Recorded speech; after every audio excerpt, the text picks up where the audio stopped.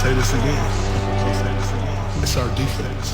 We have to correct our defense. That three, there's marketing. There's a lot of concerned Clipper fans out there. What is the latest that you are hearing on his health and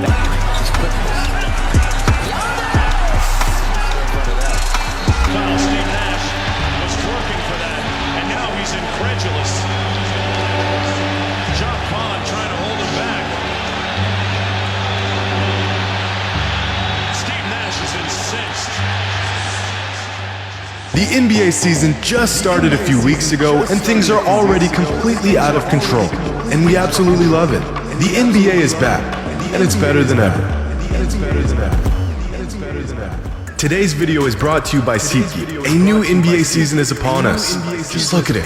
Isn't it beautiful? And with the season underway, SeatGeek is here to get us back in on the action. Check this out. Just download the SeatGeek app and use the promo code Jimmy to get $20 off your first order. SeatGeek makes buying tickets easier than ever before with a rating system that lets you know which tickets are a good deal and which tickets are a bad deal. If it's green, that's a banger. You're getting a good deal there. Red? Not so much.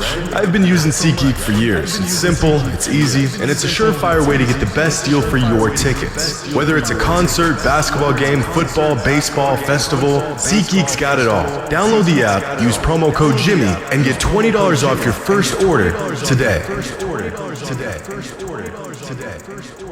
At the beginning of every NBA season, Basketball Reference releases their preseason odds and projections. These are usually fairly accurate.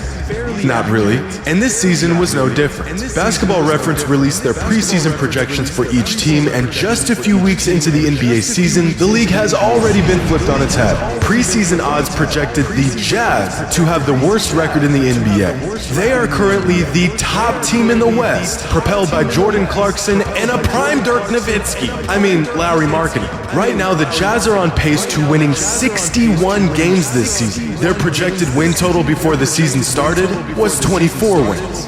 This has to be the most unexpected start to a season ever. The Jazz part ways with their two perennial All-Stars and still find themselves tied for the most wins in the entire league. Another completely inexplicably successful team has been the Trailblazers, who were projected to be the 10th seed in the West, but then they won. And won again, and won again, and won again, and by the grace of God, now have the third best record in the West.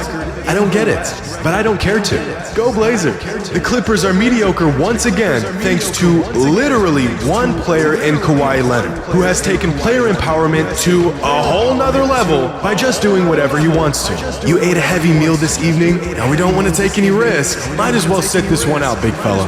Yay, he's back. No, he's not. One of the greatest players of all time just straight up doesn't play, and we've gotten so used to him doing this, no one even talks about it. Suit up, my guy. My fantasy team is in the trenches. Do something.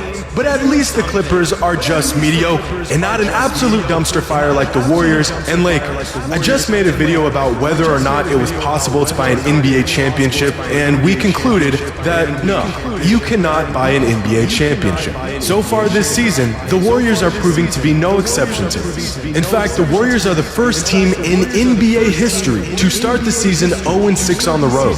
It's getting ugly, but it's still really early in the season, so I expect this team to start figuring out things here soon as they continue to experiment with their lineups and buff out some rough edges. Now, a team that won't be doing any buffing on any edges is this rotten bunch that call themselves the Los Angeles Lakers. Between a bench that resembles your least favorite G League team, a third best offensive option in Lonnie Walker, and Anthony Davis clenching at his back every time a defender looks at him the wrong way, this team is an absolute wreck.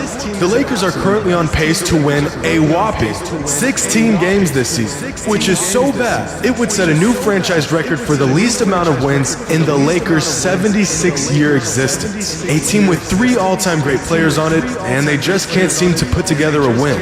In fact, if the Lakers' situation wasn't bad enough, even if they finish this season with the worst record in the NBA, they won't even have a shot at the first overall pick in the upcoming draft, since they included the rights to a first-round swap with the Pelicans when they traded for Anthony Davis back in 2019. The Pelicans could very well end up with a generational talent next season, gift-wrapped and hand-delivered thanks to the Lakers playing like absolute dog water.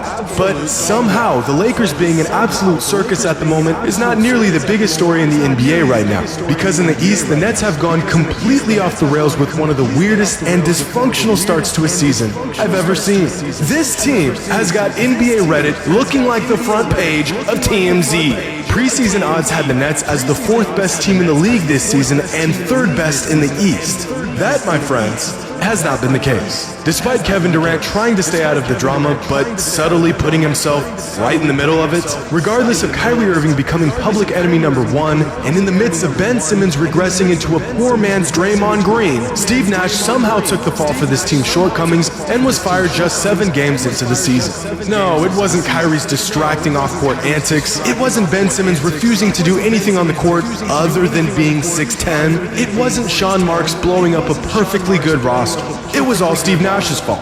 Meanwhile, leading the East are the Milwaukee Bucks, who have been using the league as their personal punching bag, winning 9 straight games to start the season. Preseason odds had the Bucks projected as the 3rd best team in the NBA going into the season, and already they have exceeded those expectations. The craziest part about the Bucks' success so far this season, Chris Middleton hasn't even suited up yet. You can't get out to a much better start than the Bucks have.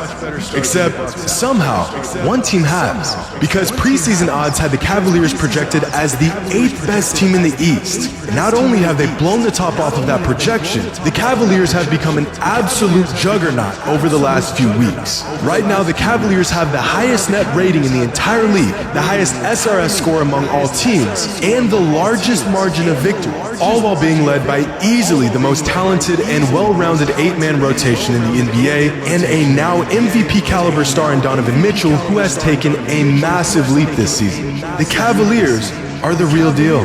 We are only 3 weeks into the season, and already these projections and expectations have completely blown up.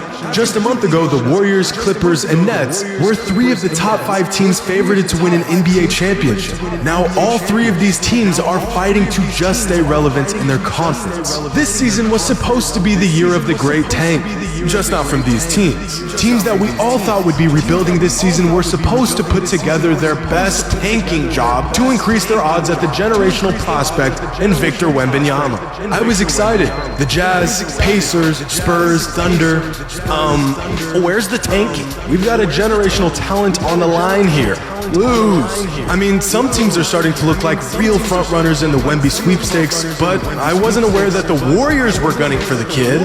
But it's still early in the season. Anything could happen. The Warriors could pull together and look like real contenders as the season continues. The Cavaliers and the Jazz could continue their run and solidify themselves as a real threat for a title.